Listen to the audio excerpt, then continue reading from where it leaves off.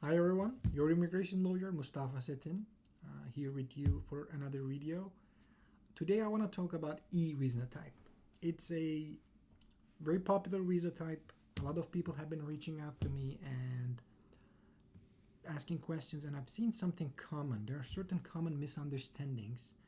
I want to clear the record, go over this with the hope that this could benefit a lot of people who want to get this type of visa. It's gonna be a little bit of a long video. I'm gonna first talk about the basics and then go into the specifics of each visa type, E1 and E2. But before we start, please like this video and subscribe to our channel so you can help us reach more people. Okay, so what is E-visa type, E1 and E2? First of all, it's a treaty-based visa. What do I mean by that? I mean the purpose of having this type of visa is to facilitate business, international business, and international trade. There has to be a treaty between the United States and a country from which a national is hailing from to qualify for this visa type. And the treaty is to basically enable trade and facilitate business between these countries. So first of all, you need to be a national of a country, treaty country, to qualify for E1 or E2. And it is a non-immigrant visa, which is very important. People often seem to forget about this. Non-immigrant visa means the burden of proof is on the applicant to show that they are not intending to immigrate to the United States. So you have to show your ties to your home country. You have to show that you have to convince the consular officer or USCIS, we'll talk about that, two options, that you are not intending to immigrate to the United States. So that's one thing I want to put out there, because people seem to think that, oh, I can make this investment and I can live in the US. It's not like that. It's a non-immigrant visa. It's to facilitate business. Okay. So I said there are two ways to apply. I want to talk about that. The main type of procedure for getting these visas, E1 or E2, is consular processing, which is applying for a visa in a foreign country to a US embassy or US consulate and being processed for this visa type. Or alternatively, if you're in the United States for a different status, on a different status, you can apply for change of status within the United States. But if with this approval, you would have to go outside of the country and get a visa. Based on the visa, you are each time you come to the country, you are admitted for up to 2-year periods. You get an I-94, and after that period is about to expire, you can leave the country and come back. And when the visa expires, as long as the business is ongoing, you can apply for the renewal of the visa through consular processing. So two options. Main option is consular processing, applying for a visa and getting a visa. The second alternative option is coming to US with another status and applying here. But in that scenario, you would have to go outside of the country to get the visa for a certain amount of time, 5 years. And as long as the business exists, you can renew it. Okay, so one other common thing that we have been seeing is the amount of investment. People keep asking, oh, how much should I invest to get this visa? It's unfortunately it's not as simple as that, because the criteria here is having a good business plan, detailed business plan. For E1 is about trade and E2 is about investment, but the same thinking applies to both. There should be a very specific and detailed business plan about what is to be done. This could be a trade. In this case, the principle, like trade between United States and a foreign country, an already existent business doing trade. Or you can establish a business to do trade between countries.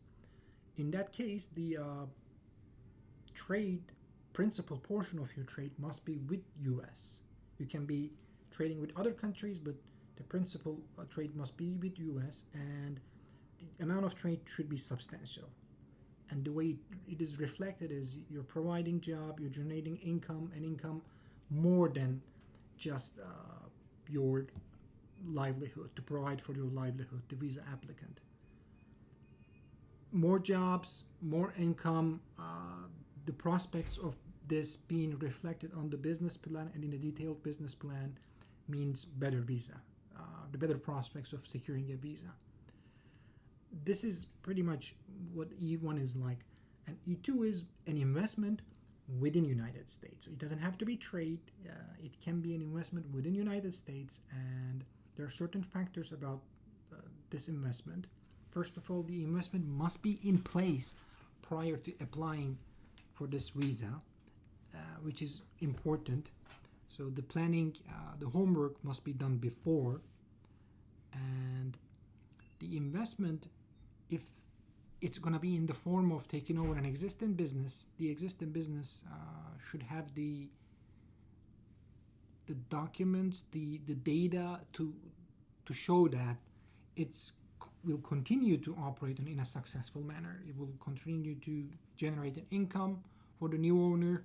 It will continue to employ people, or the prospects of how you're going to improve on that, etc. This is all going to be reflected in a business plan, and the business plan becomes more important for an E-2 visa that is going to be for a startup, a business that didn't exist before. It's not been operating for a while, so they don't have that business information, the amount of income, the financial tables, etc., to rely on.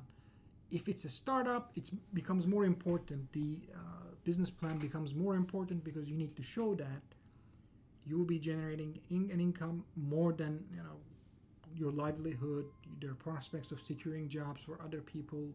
It's going to be a successful business, and the business plan should be roughly around for 5 years, projecting for the next 5 years. So we said an investment must be already made for E-2, and this investment cannot be marginal.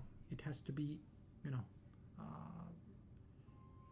and this completely depends on the type of business. So if we're talking about a technology startup, the amount of initial capital needed would be probably less, depending on, let's say, compared to a brick and mortar store selling retail, because the in that second scenario, in the brick or mortar option, you would have to secure a rental property, you would have to show inventory and the prospects of selling, etc., etc.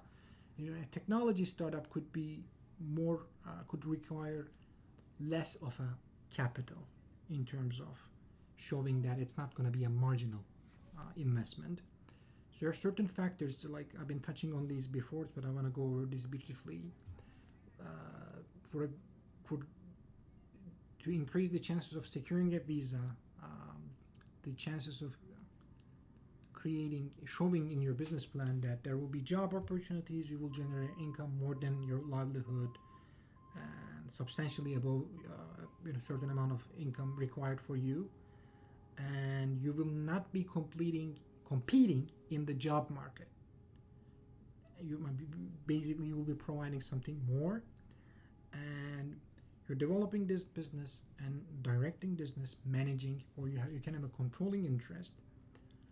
And these are the basics I want to talk about. If you are thinking of applying for this visa type, make an investment, definitely reach out to an immigration lawyer like me to have a detailed consultation, and also get your business plan together.